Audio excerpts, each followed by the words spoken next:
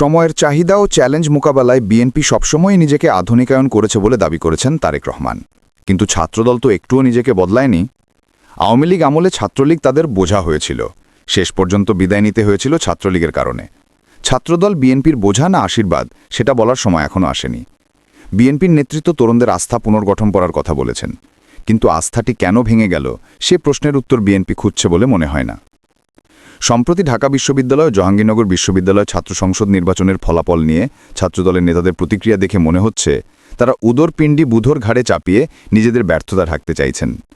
ডাকসু নির্বাচনের পর কেবল ছাত্রদল নয়, বিএনপির কেন্দ্রীয় নেতারাও জোরেশোরে প্রচার করতে থাকলেন নিষিদ্ধ ঘোষিত ছাত্রলীগের সঙ্গে আতাত করে ইসলামী ছাত্র শিবির নির্বাচনে জিতেছে। এই অভিযোগের দুটি দিক আছে। প্রথমত, নিষিদ্ধ ঘোষিত ছাত্র সংগঠনটি এখনও ক্যাম্পাসে ছাত্র সংসদ নির্বাচনের ফলাফল নির্ধারকের ভূমিকায় আছে। যদি ছাত্রদলের নেতারা ছাত্রলীগের এমন শক্তি আগে আঁচ করে থাকেন, তাহলে তারা তাদের সমর্থন আদায়ের চেষ্টা করলেন না কেন?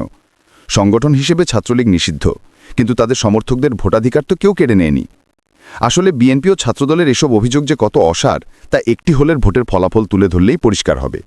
ওই হলে ছাত্রদলের ভিপি প্রার্থী আবিদুল ইসলাম পেয়েছেন 1276 ভোট ও শিবির সমর্থিত ঐক্যবদ্ধ শিক্ষার্থী জোট প্রার্থী সাদিক কায়েম পেয়েছেন 10 ভোট।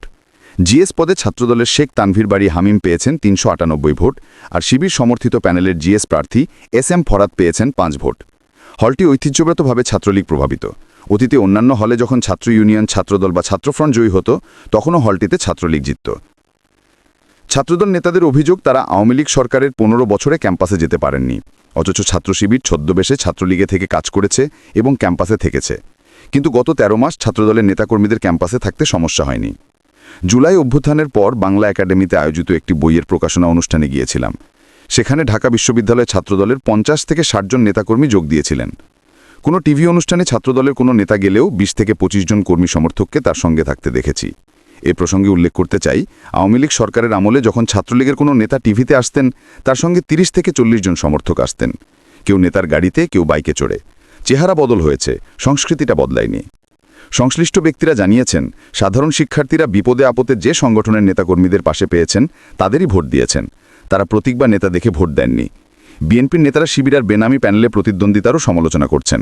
এর মানে হল, শিবির পরিবর্তিত রাজনৈতিক বাস্তবতা বুঝতে পারলেও ছাত্রদল বা বিএনপি বুঝতে পারেনি। শিবির দেখেছে ঐক্যবদ্ধ শিক্ষার্থী জোট প্যানেল করলে তাদের মতাদর্শের বাইরের শিক্ষার্থীদেরও সমর্থন মিলবে। প্রতীকী হলেও একজন জাতিগত সংখ্যালঘু প্রার্থীকেও প্যানেলে রেখেছিল তারা।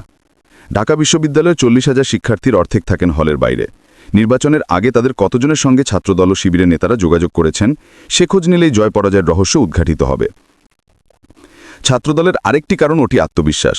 তারা ভেবেছে জাতীয় রাজনীতিতে বিএনপি অপ্রতিদ্বন্দ্বী, ফলে ক্যাম্পাসেও ছাত্রদলকে কেউ হারাতে পারবে না।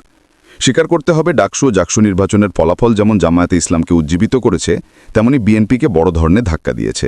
প্রশ্ন হলো, সেই ধাক্কা তারা কিভাবে কাটিয়ে উঠবে।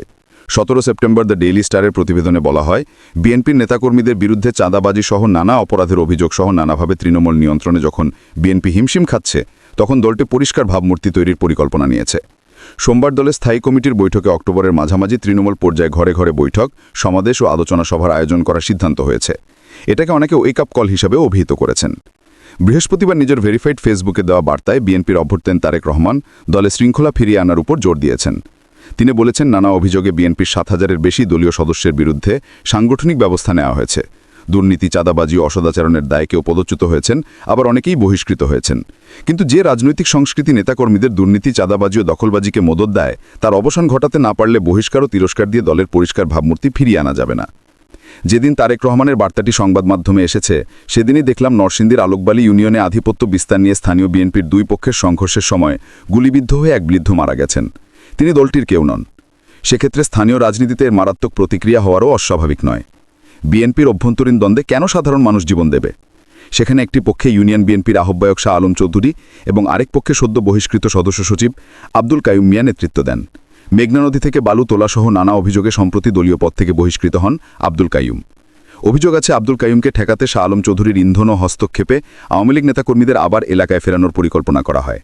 এর অংশ হিসেবে বৃহস্পতিবার ভোর 5টার দিকে ইঞ্জিন চালিত নৌকায় করে এলাকায় ফিরতে শুরু করেন আত্মগোপনে থাকা স্থানীয় আওয়ামী লীগের কয়েকজন নেতাকর্মী। এ খবর পেয়ে আব্দুল কাইয়ুমের সমর্থকরা বাধা দেন। এ সময় উভয় পক্ষ ট্যাটা, আগ্নেয়াস্ত্র ও দেশীয় অস্ত্রশস্ত্র নিয়ে সংঘর্ষে জড়িয়ে পড়ে। ঘটনা এখানেই শেষ নয়। বিএনপির দুই পক্ষের সংঘর্ষের খবর প্রকাশের জেরে নরসিংদী সদর হাসপাতাল চত্বরে একজন সাংবাদিকের উপর হামলার ঘটনা ঘটেছে। ভুক্তভোগী সাংবাদিকের নাম আইয়ুব খান সরকার। তিনি বেসরকারি যমুনা টেলিভিশনের স্থানীয় প্রতিনিধি।